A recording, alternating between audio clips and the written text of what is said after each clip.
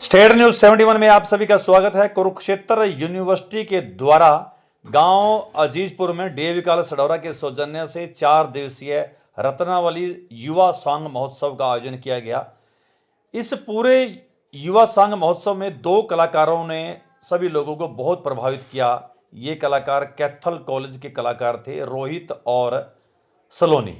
बहुत जबरदस्त अभिनय उन्होंने किया। राजा हरिश्चंद्र, सत्यवादी राजा हरिश्चंद्र में राजा हरिश्चंद्र की भूमिका रोहित ने की और उनकी धर्मपत्नी की भूमिका सलोनी ने की। दोनों ही बीए के जो है विद्यार्थी हैं। हमने उनसे बातचीत भी की और उनकी कलाकारी को जो है काफ़ी नज़दीकी से देखा और जितने भी वहाँ पर सैकड़ों की संख्या में ग्रामीण थे, इन दोनों युवा कलाकारों को उन्होंने खूब मुक्त कंठ से इन दोनों बच्चों की तारीफ की।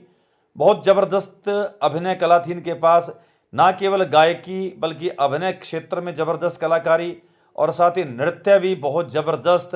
और जो जिस प्रकार से इन्होंने अपनी प्रतिभा दिखाई तो दर्शक जितने भी वहाँ पर थे वो का हंसने पर विवश भी हुए और रोने पर भी विवश हुए।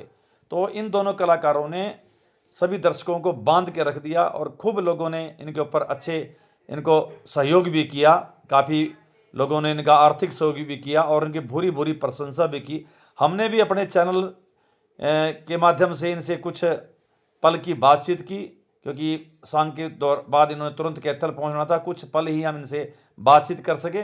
तो आइए इन दोनों कलाकारों से, रोहित और सलोनी से, कुछ पल हमने बातचीत की और इस बातचीत के बाद इनकी कलाकारी का एक नमूना देखना, जिसमें राजा हरिश्चंद्र और सत्यवादी की कुछ झलकियां आपको नजर आएंगी। आइए पहले रोहित और सलोनी से कुछ बातचीत करते हैं। जी, हमारे चैनल पर आपका स्वागत है। क्या कुछ कहेंगे कि एक परंपरा सांग जो है विलुप्त होती जा रही है, उसको आपने जीवित रखा हुआ, क्या कुछ कहेंगे? जी सर, हम बस यही कहना चाहेंगे, जो हमारे मेन ऑडियंस है, जो हमारे बड़े बुजुर्ग हैं, चाचे ताए हैं, दाते हैं, मेन ऑडियंस ये है। हम तो एक स्टूडेंट है, स्टूडेंट के तौर पर एक सांग को है जो जीवित रखने की सोच रहे हैं। बाकी हमारे डॉक्टर राजीव शर्मा जी जिनके दिशा निर्देश में ये सांग हुआ है और हमने पहली बार ही किया है सांग। हमने पहले कभी सांग नहीं किया। हम स्किट और रिचुअल के बच्चे हैं, खासकर मैं और ये सलोनी है। जी जी जी, हाँ जी हाँ जी, सलोनी है हमारी बहुत अच्छी। एक बार आज सलोनी जी आप भी आ जाओ जरा। बड़ी तारीफ हो रही थी, बताइए जरा अपने बारे में बताइए। मेरा नाम सलोनी वत्स है, मैं कैथल से हूँ। जी जी, किस कक्षा में पढ़ते हैं आप? मैं बीए सेकंड ईयर में आरके। बता रहे थे अभी 4-5 दिन पहले ही आपने तैयारी की और बहुत अच्छा कलाकारी आपने की। बहुत तारीफ कर रहे थे जितने भी साथी बैठे हुए थे। बहुत मेहनत गुरनाम सर की, राजीव सर की, अशोक सर की और हमारे कॉलेज की है, तो बहुत बहुत धन्यवाद। और आप सभी का भी, इतने अच्छे सुनने वाले लोग हमें कहीं कहीं मिलते हैं। रोहित जी, आप किस कक्षा के विद्यार्थी हैं? मैं बीए फाइनल ईयर का विद्यार्थी हूँ सर। अच्छा अच्छा, तो कितनी बार ये ऐसा रोल कर चुके? इससे पहले क्या मंच पर क्या कुछ आपने प्रतिभा दिखाई अपनी? मैंने मंच पे इससे पहले मैं स्किट में रह चुका हूँ, रिचुअल्स में रह चुका हूँ, हरियाणवी ऑर्केस्ट्रा में रह चुका हूँ। सांग पहली बार किया सर मैंने। सांग पहली बार किया है? हाँ, तो आपका ये सांग में?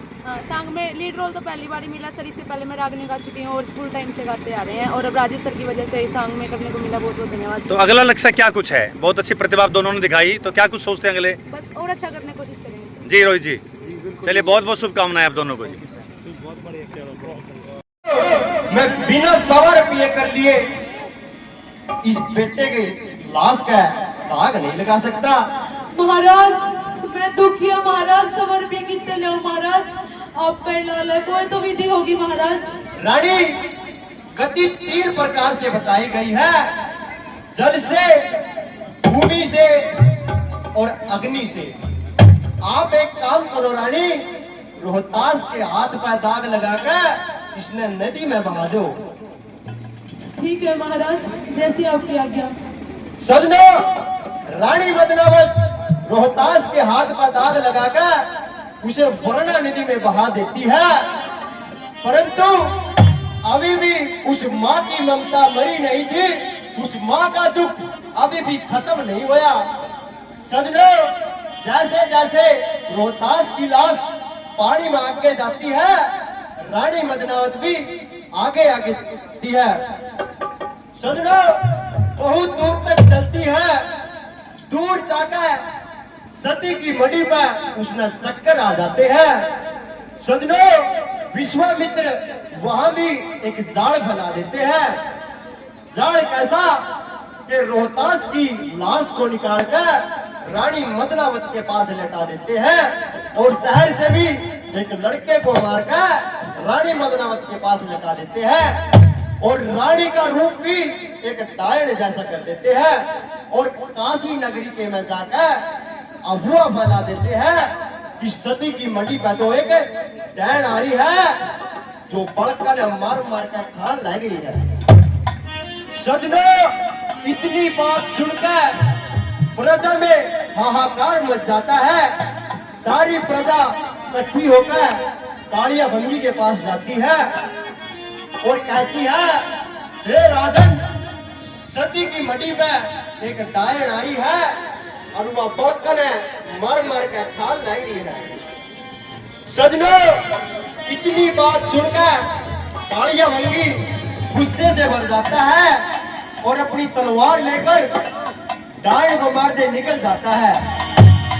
कुछ ही दूर चला था, किसी रास्ते में राजा हरिश्चंद्र मिल जाते हैं और दोनों के बीच में क्या वार्तालाप होती है।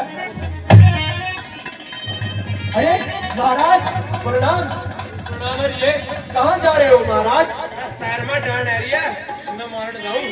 महाराज, मेरे अंदर आप यो काम करोगे महाराज? आप एक काम करो, ये तलवार मुझे दे दो, मैं इस डायन ना मारूंगा महाराज। तो मारे भाई फिर सजनो, राजा हरिश्चंद्र कालिया भंगी से तलवार लेके सीधा सती की मड़ी में पहुंच जाते हैं और डायन को देखते ही क्या बोलते हैं, क्या वार्तालाप करते हैं।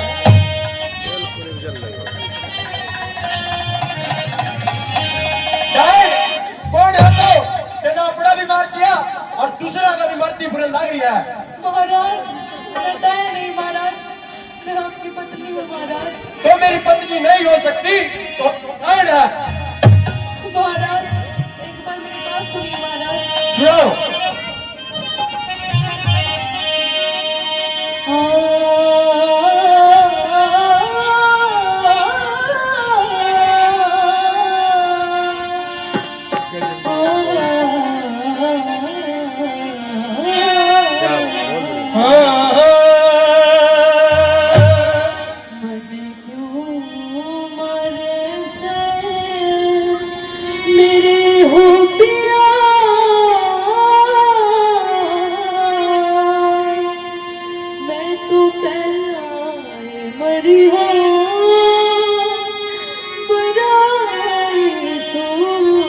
वो मने क्यों मरे थे मेरे पिया, ओ मत पलाए मरिया मराई सू। दुख बेटी का घनौर से मेरा कोई न चला जोर से। वो मेरा कोई न चला जोर से। तेरा बेटा चिता पे सूर्य से। तेरा बेटा चिता पे सोया से। मैं करती कति हो पराई सो। मने क्यों मारे थे मेरे पिया, ओ मत पहलाए मरिया मराई सू। तू क्यों कर रासे कान मने आज खो दिया।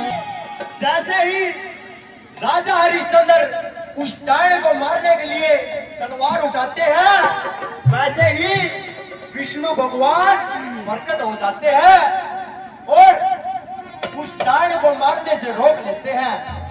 सजनो, विष्णु भगवान कहते हैं कि हे राजन, ये कोई डायन नहीं, ये तेरी पत्नी है, तेरी अर्धांगिनी है, रानी मदनावत। और कहते हैं कि राजन, ये तो तेरी सत की परीक्षा थी जिसमें तो सफल होया।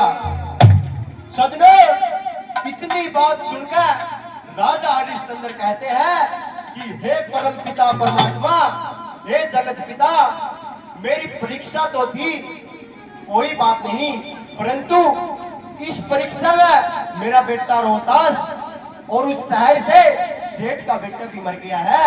महाराज, इनमें उन दो बच्चों का क्या कसूर था? सजनो, इतनी बात सुनकर भगवान विष्णु उन दोनों बच्चों को जिंदा कर देते हैं और कहते हैं कि हे राजन, मैं तेरी परीक्षा से बहुत खुश हूं, मैं तुम्हें उपहार के रूप में स्वर्ग देना चाहता हूं। सजनो, परम पिता परमात्मा की इतनी बात को सुनते ही राजा हरिश्चंद्र कहते हैं कि हे भगवान, मैं अपने मालिक कालिया बंगी के पास इतने दिन रहा हूं, उसके पास खाया पिया है, उसका नमक खाया है, मैं अपने मालिक के बिना कहीं नहीं दे सकता। सजनो, राजा की इतनी बात सुनते ही विष्णु भगवान कालिया बंगी को भी स्वर्ग दे देते हैं। जब कालिया बंगी को स्वर्ग मिलता है तो कालिया बंगी विष्णु भगवान जी से कहते हैं कि हे परम पिता परमात्मा, मैं राजा तो अपनी प्रजा का हूं, जहां मेरी प्रजा नहीं, मैं उस स्वर्ग का क्या करूंगा? तो सजनो, कहा जाता है कि एक अकेले राजा हरिश्चंद्र की वजह से पूरी काशी नगरी पार लग गई थी। और सजनो, राजा हरिश्चंद्र को विष्णु भगवान अंतिम में एक बात कहते हैं कि हे राजन, आज से तेरा नाम राजा हरिश्चंद्र नहीं, तेरा नाम सत्यवादी राजा हरिश्चंद्र होगा। और इसी के साथ हमारा संग समाप्त हो जाता है।